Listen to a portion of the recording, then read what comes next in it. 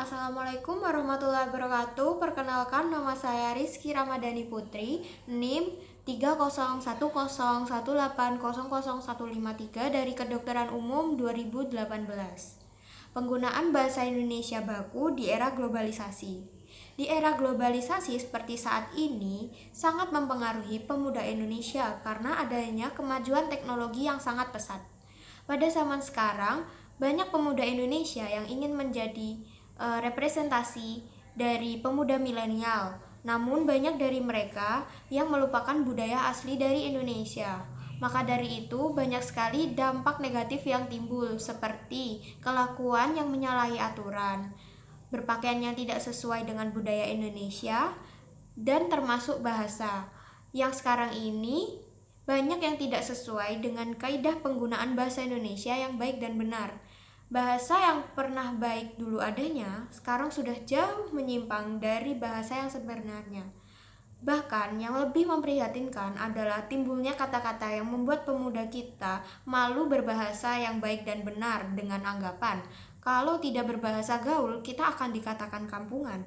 Inilah yang sekarang mempengaruhi pemuda zaman sekarang. Pada kenyataannya, penggunaan bahasa Indonesia yang baik dan benar akan memperlihatkan kepada dunia bahwa kita menjunjung tinggi bahasa Indonesia. Bagaimana bisa kita dikatakan menjadi mengabdi kepada bangsa Indonesia dan selalu mengikrarkan Sumpah Pemuda tetapi masih menggunakan bahasa yang tidak benar? Penggunaan bahasa tidak baku seringkali kita temui di lingkungan kita, yang mana pengungkapannya yang sangat menyimpang dari bahasa yang sebenarnya. Dalam pembicaraan kita, bahasa-bahasa yang sudah salah menurut Kamus Bahasa Indonesia, contohnya seperti bikin, bakalan, ngapain, ngurusin, ngobrol, dan lain-lain.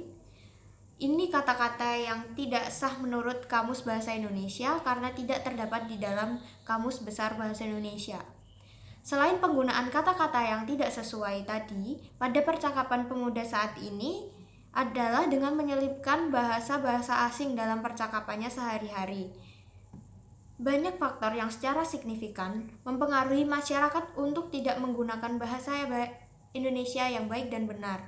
Faktor pertama yang bisa mempengaruhi penggunaan bahasa Indonesia yang baik dan benar adalah lingkungan. Faktor lingkungan ini sangat kuat pengaruhnya karena kita berada di dalam lingkungan tersebut. Faktor kedua yang mempengaruhi adalah faktor teman. Terkadang secara kita tidak sengaja mengucapkan kata-kata tidak baku dengan teman-teman kita karena ingin dikatakan gaul. Faktor ketiga adalah pengaruh bahasa daerah. Pengaruh ini sering kita dengar.